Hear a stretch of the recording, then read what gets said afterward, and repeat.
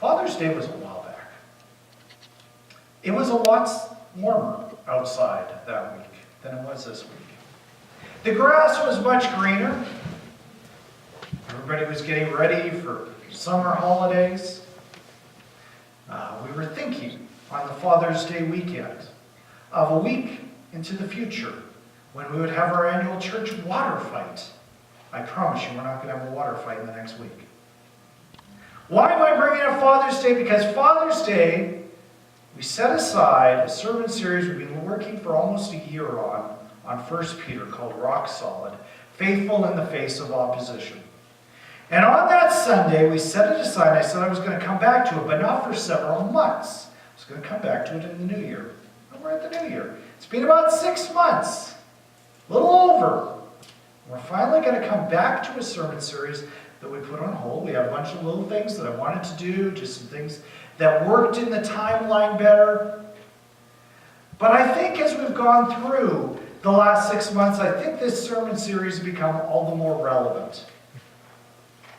And I think it's going to speak to us deeply. Now, when we left it, we actually left it midway through a paragraph, which seems kind of odd, but I said at the time it was a good place to take a break. And a good place where we could just leave it off for a little while and then come back to it. And so we're going to pick it up and do the last chapter and a half of 1 Peter between now and Easter.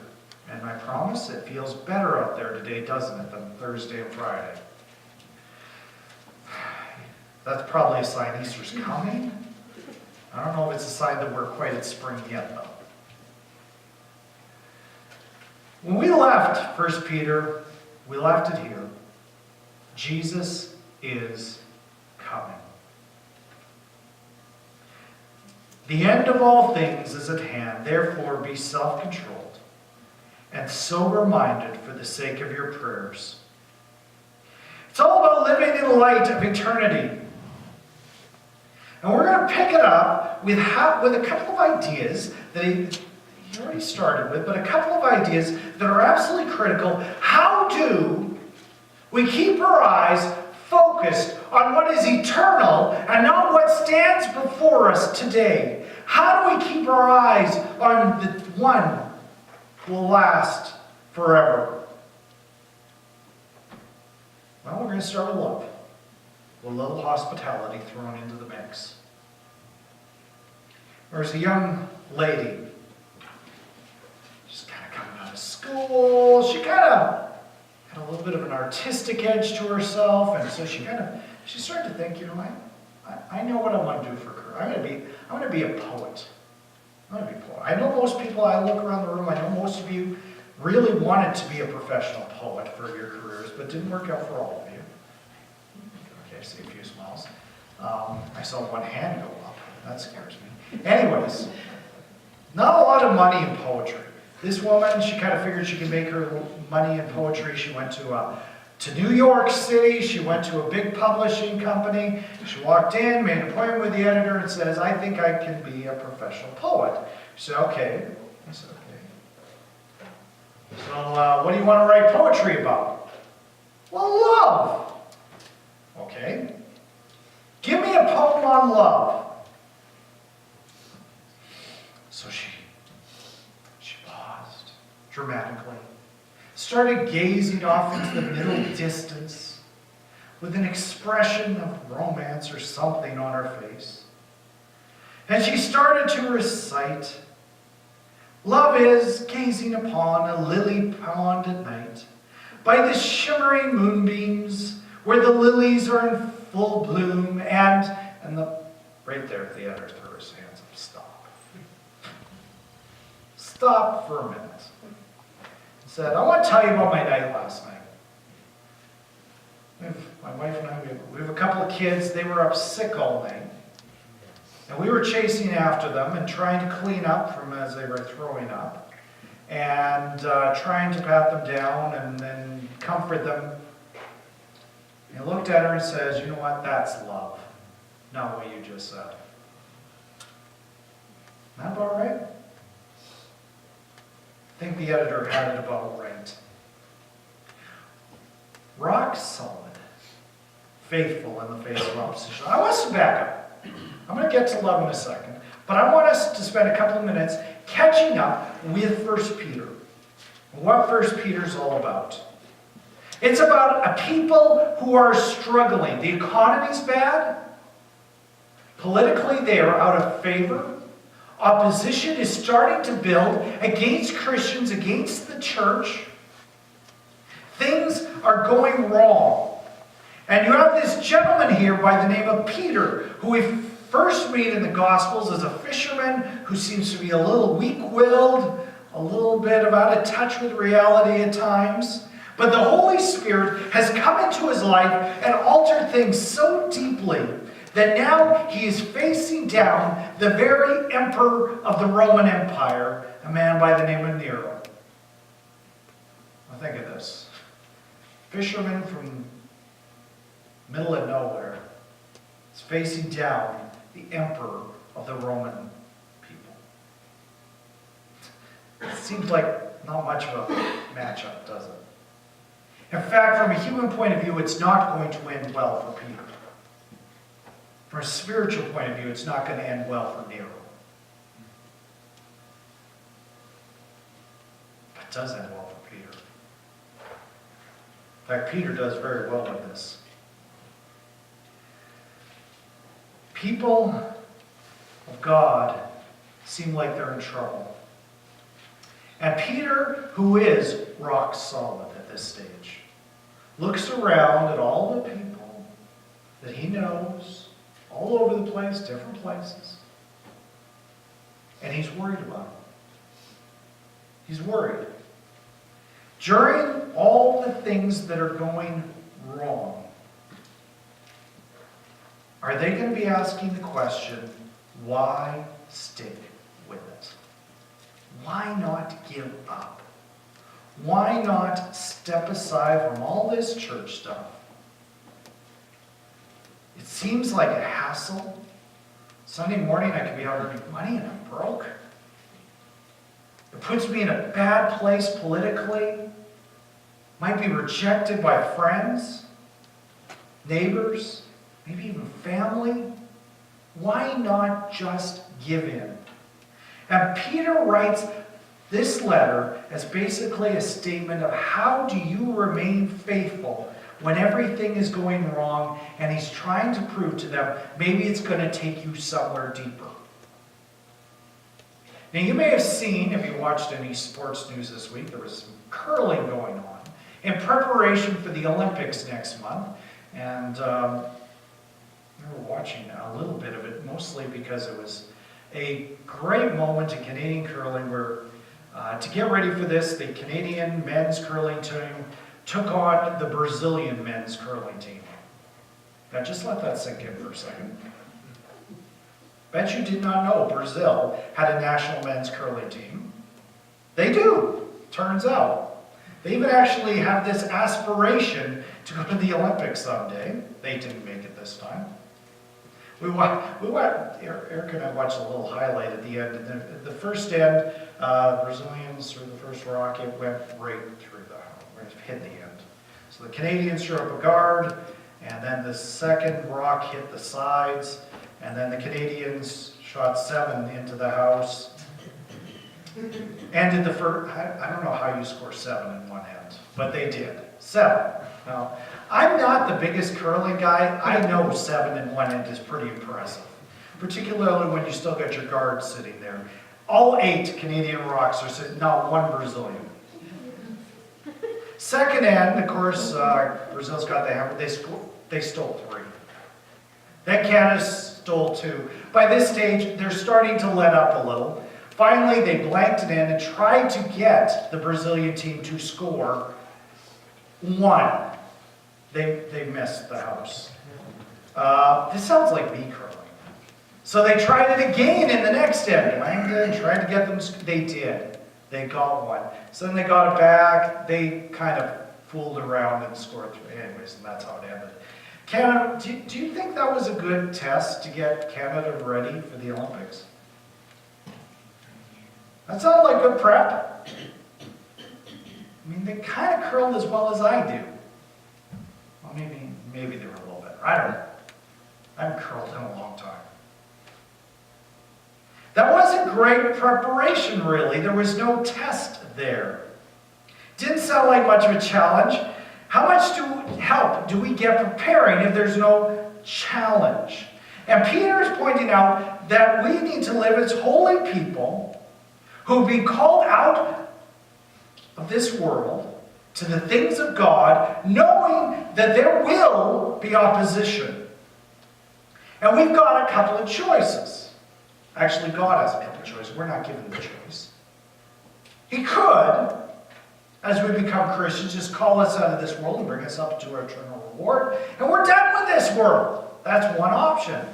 But then what happens to the world? It's left to its own devices.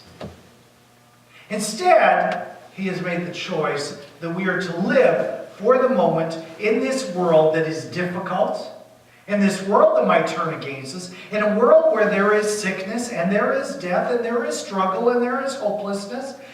And he leaves us as beacons of light, even though it's hard. And at some points it's going to be a test, which maybe is preparing us for harder times down the road, I'm sorry to say. But it has purpose. It has purpose. We need to see the world Jesus' way.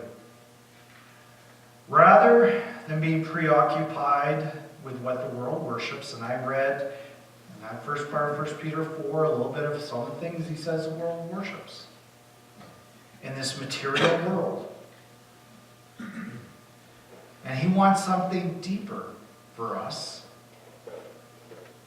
And Jesus allows us to see things his way, the eternal way, because he's returning. And he is coming with judgment, which may not always be bad, by the way. Judgment in the Bible at times can be bad because we're judged not on his side, we're in trouble. But if we're judged to be in Jesus' side, judgment is actually a good thing. Judgment's coming. And no matter how hard life gets, he's building eternal life within us.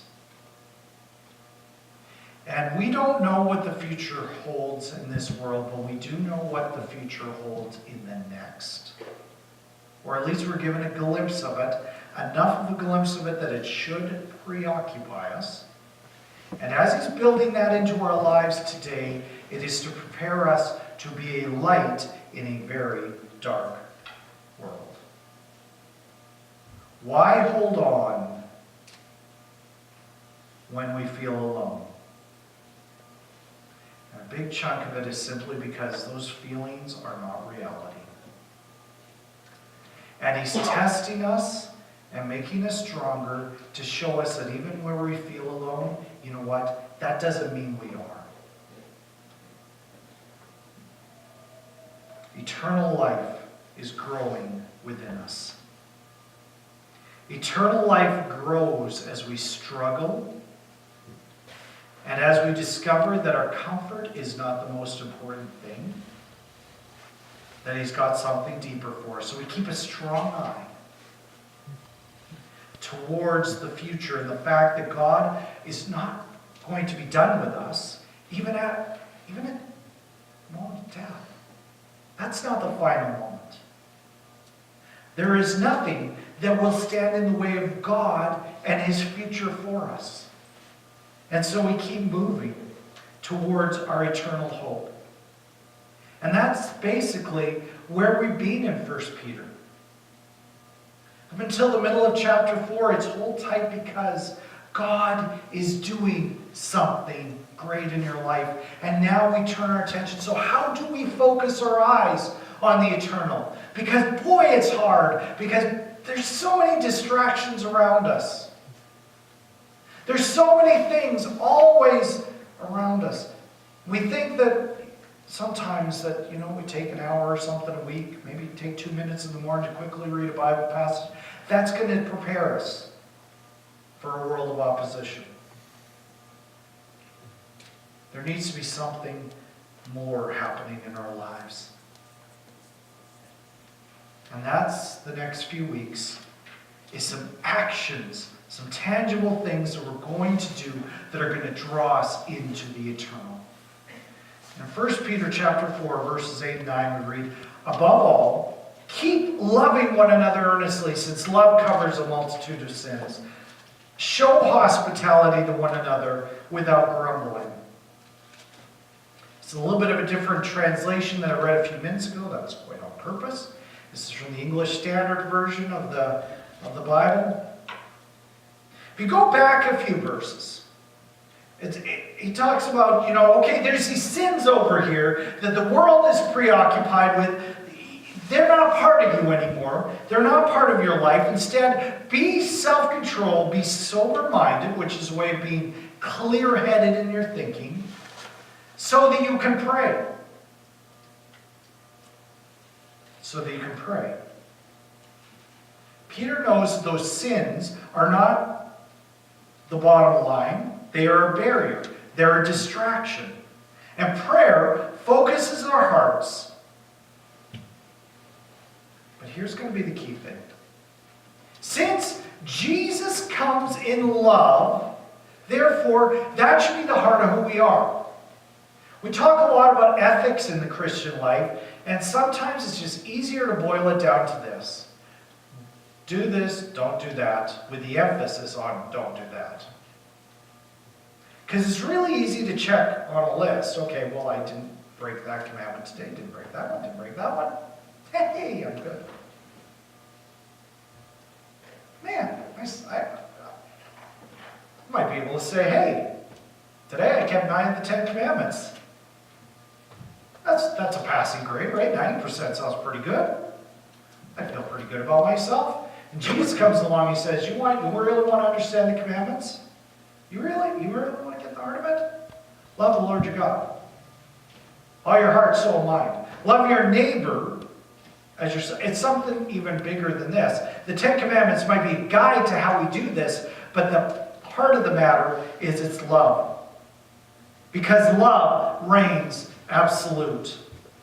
And last week I made the comment, we're not in the sermon series yet, but I made the comment, how is it possible that the church's commission is to go and preach the good news, gospel being Latin word for just good news?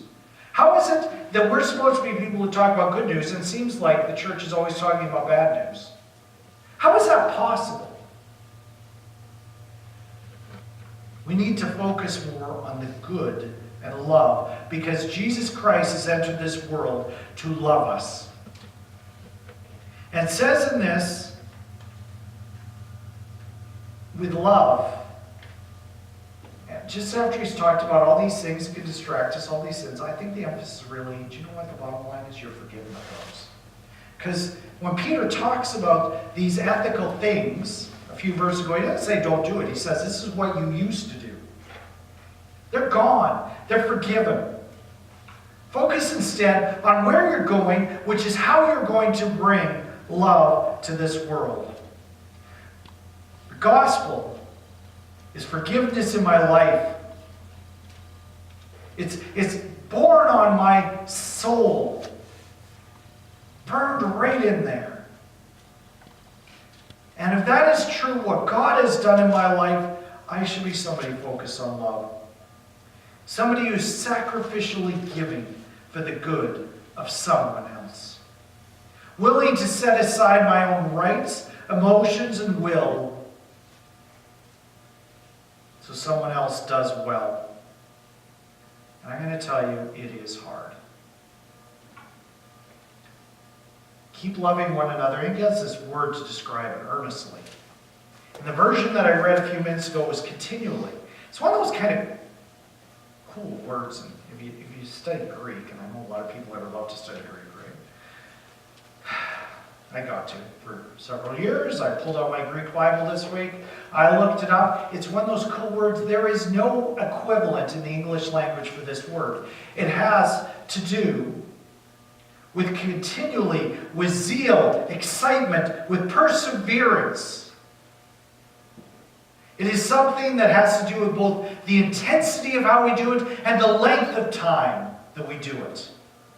Keep on loving one another all the time with great excitement. Be excited about this.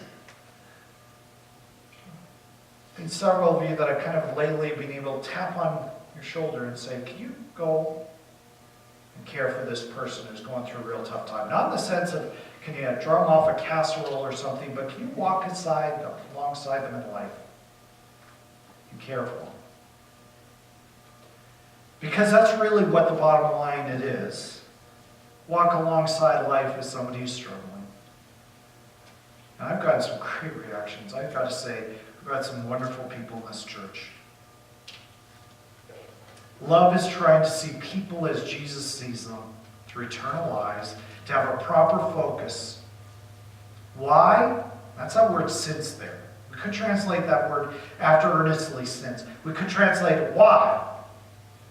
Because love does what? It covers a multitude of sins. What do we mean by covers? Does it just mean we're gonna hide it away so that nobody can see it? Pretend that that person has never sinned. And I'm going to tell you, that's not the goal.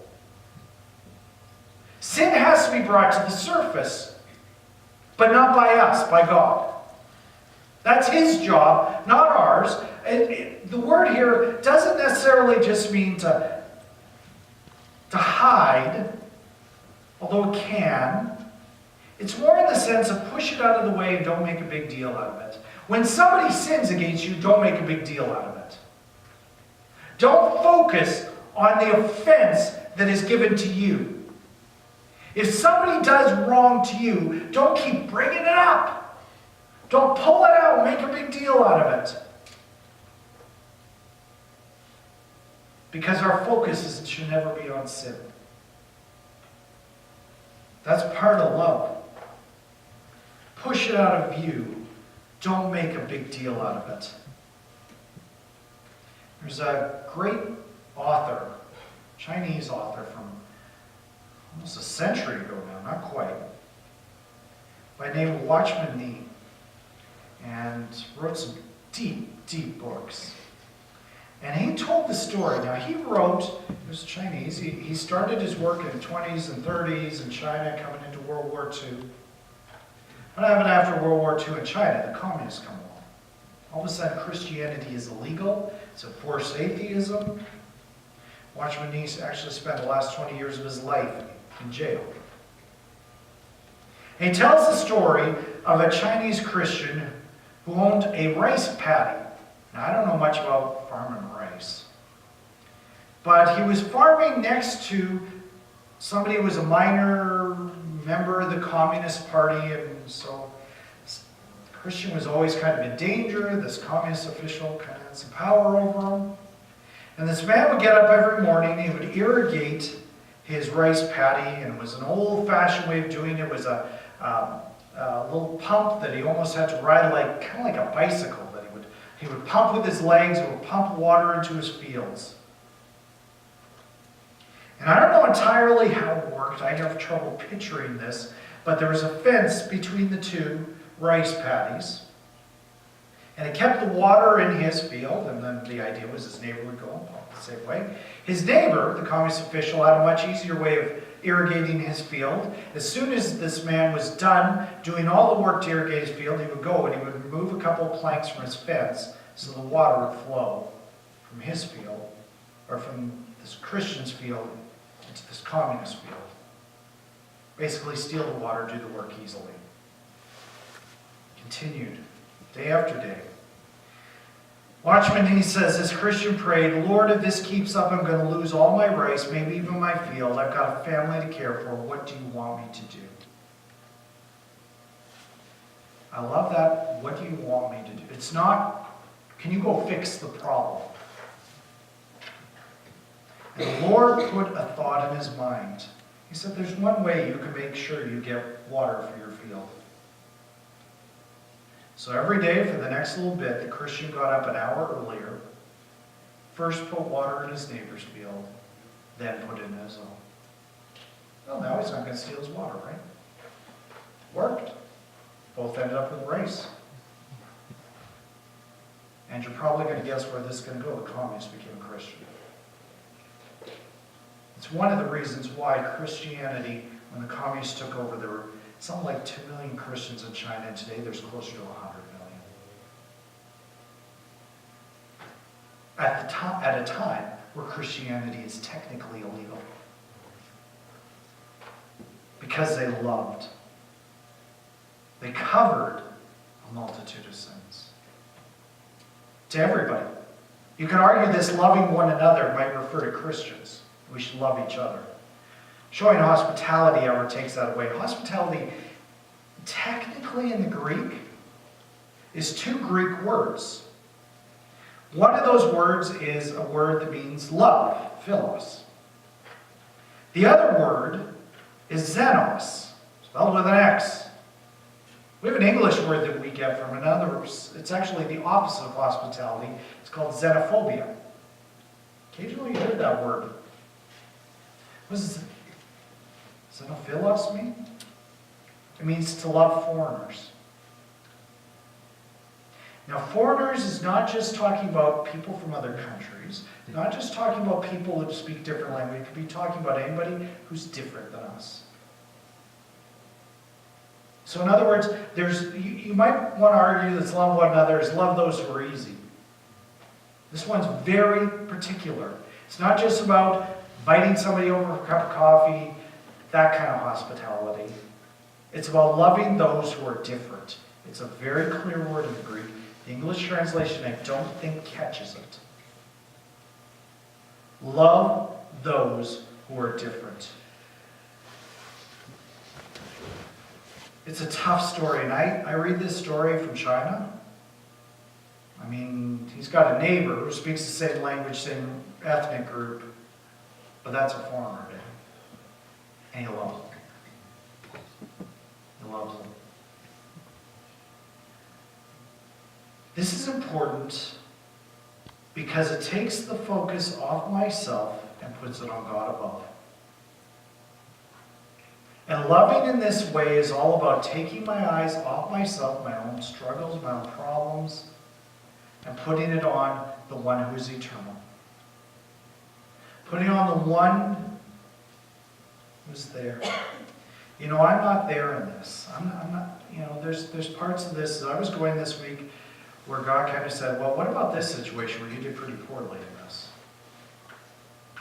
Maybe God's pointing out to all of us different areas where we can grow. Not for the purpose of bringing out guilt, because I don't think that's God's purpose.